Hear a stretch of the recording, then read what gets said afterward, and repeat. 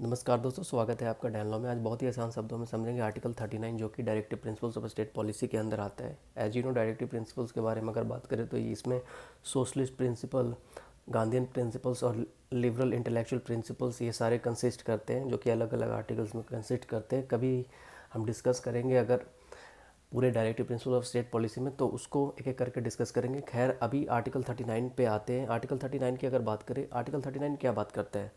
Certain principles of policy to be followed by states. Okay, कुछ principles है जो कि फॉलोड बाय स्टेट्स है, लाइक वो फॉलो होना चाहिए at least.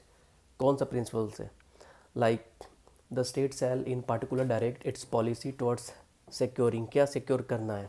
Like that 39 clause A की बात करें, that the citizens man women equally have the right to an adequate means of livelihood. यानी कि अगर बात करें कि ये आर्टिकल क्या बात करता है, that all the citizen like irrespective, सारे citizens irrespective of their sex यानी gender, whether man or women, shall equally have the right to adequate means of livelihood. Okay, so ये एडुकेट मीन्स ऑफ लाइवलीहुड होना चाहिए, कोई discrimination नहीं होना चाहिए इस पे, इरिस्पेक्टिव ऑफ जेंडर जो है मैन मैन को लेकर। ओके, एंड 39 क्लॉज बी की अगर बात करें, that the ownership and control of the material resources of the community are so distributed, okay, as best to subserve the common good.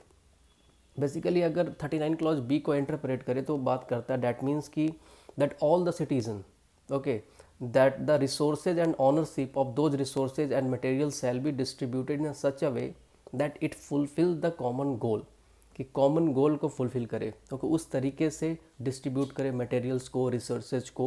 यानी कि कौन से रिसोर्सेज? कुछ भी रिसोर्सेज हो सकता है, कोई भी मटेरियल रिसोर्सेज हो सकता है जो कि ऑनरशिप एंड कंट्रोल में है ऑफ अ कम्युनिटी, जैसे लैंड हो, कुछ भी हो, तो ये सारे डिस्ट्रीब्यूटेड हो एक कॉमन गुड को लेकर।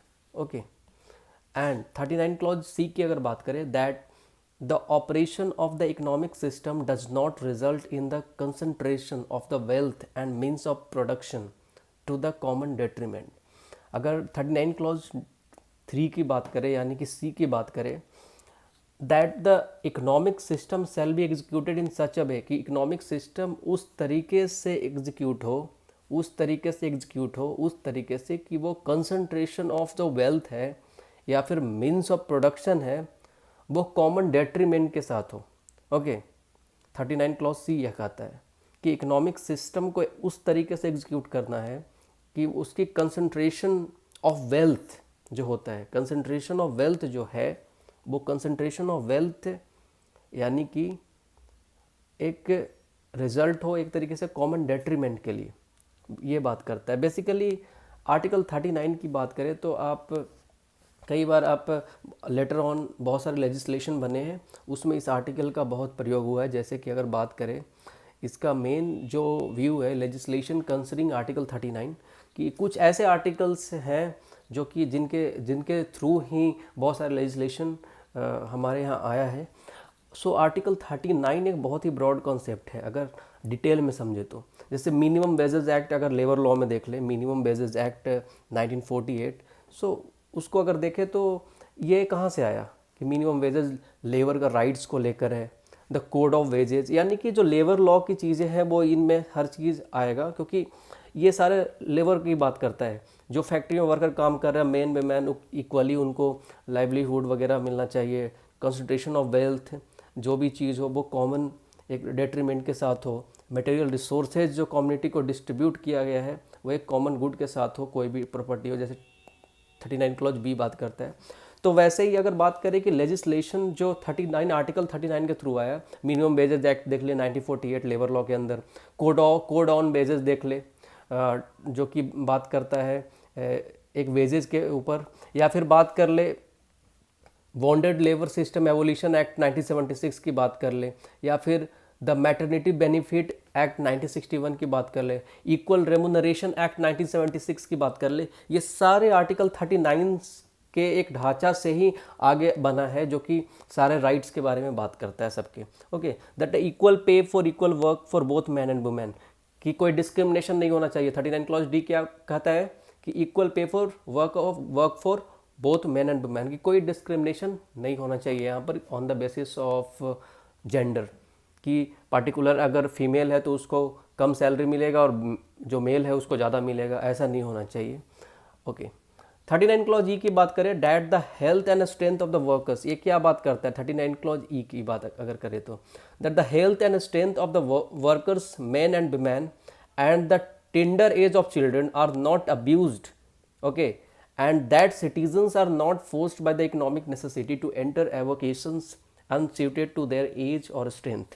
ओके क्या बात करता है कि that the health and strength of the workers, कि जो भी वर्कर्स काम कर रहे हैं उनका हेल्थ, उनका strength, okay, irrespective of whether man women, जैसे मैंने बताया कि कोई महिला हो या पुरुष हो, उसका बिना भेदभाव किए, दैट मीन्स और चिल्ड्रन हो या कोई बच्चा हो, shall not be abused or manipulated। Further अगर बात करें नेसेसिटी की और कोई कंडीशन की, shall not be the reason for their entering such avocation, so that is unsuitable for a specific age और स्ट्रेंथ। ओके तो इसको भी एक सुनिश्चित किया जाए एक तरीके से। तो ये सारे जो लेबर लॉ के अंदर सारी चीज़ें जो आगे बात किया गया है वो सब इससे ही डेवलप हुआ है, आर्टिकल 39 से ही। 39 क्लॉज ए की बात करें, that the children are given opportunities and facility to develop in a healthy manner and in condition of freedom and dignity, and that the childhood and youth are protected against moral and material abandonment। that means कि there should be appropriate opportunity that shall be given to the children। okay जो appropriate opportunity होता है वो बच्चों को देना है, and that would help them to building in their healthy manner। और अगर बोल दे कि and their condition जो कि फ्रीडम फ्रॉम डिग्निटी हो।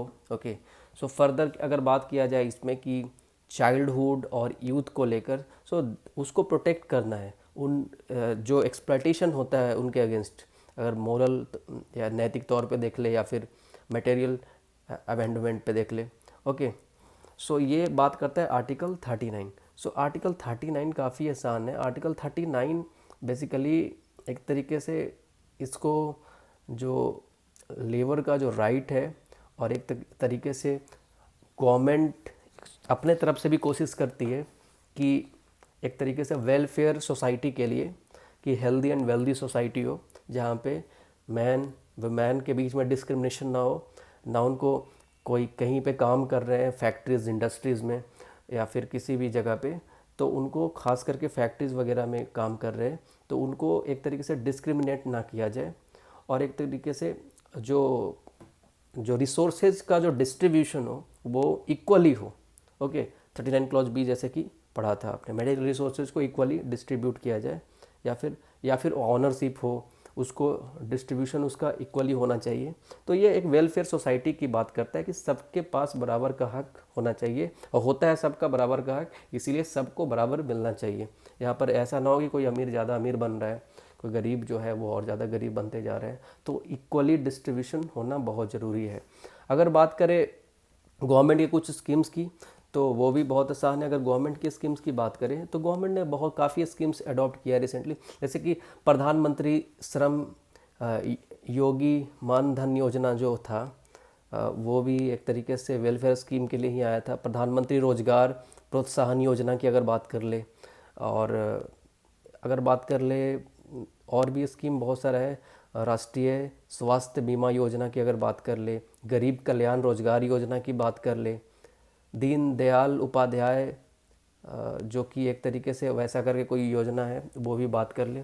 तो अगर बात सबसे पहले करें अगर प्रधानमंत्री श्रम योगी मान धन योजना की अगर बात करें, ये क्या इसका एम है कि प्रोवाइड करे सोसाइटी को security to the employ who are engaged as a street vendors, जितने भी हमारे यहाँ स्ट्रीट वेंडर्स हैं, एग्रीकल्चर रिलेटेड एस्पेक्ट्स या फिर कंस्ट्रक्शन का वर्क कर रहे हैं, रिक्शा वाला जो है, ऑटो व्हीलर्स जो भी चला रहे हैं, रैक पिकर्स हैं जो कचरा वगैरह उठा रहे हैं। So these are like their aim होना चाहिए सोसाइटी को कि उसको प्रोटेक्ट करे। ओके सो द प्रधानमंत्री श्रम योगी मान धन योजना का ये अगर बात करें प्रधानमंत्री रोजगार प्रोत्साहन योजना की, अगर बात करें इसका मेन एम है टू इनकरेज एम्प्लॉयमेंट, यानी कि रोजगार को बढ़ावा देना। That means in a society for the unskilled and semi skilled जो वर्कर्स हैं। जैसे कि देखते हो हमारे पीएम मिस्टर मोदी भी बहुत इस पे काम करे और उन्होंने ऐसे स्कीम को लाया है। सो प्रधानमंत्री रोजगार प्रोत्साहन योजना को और बढ़ावा दिया है हमारे पीएम ने। सो आम आदमी बीमा योजना की अगर बात करें, it is a social security scheme that aims at providing insurance cover to all those workers who fall under rural landless households। Okay, so ये सारी चीज़ें 39 के अंदर आता है, तो ये योजना वगैरह भी देख लीजिएगा आप अगर किसी एग्ज़ाम के लिए आप लिख रहे हैं। Thank you so much.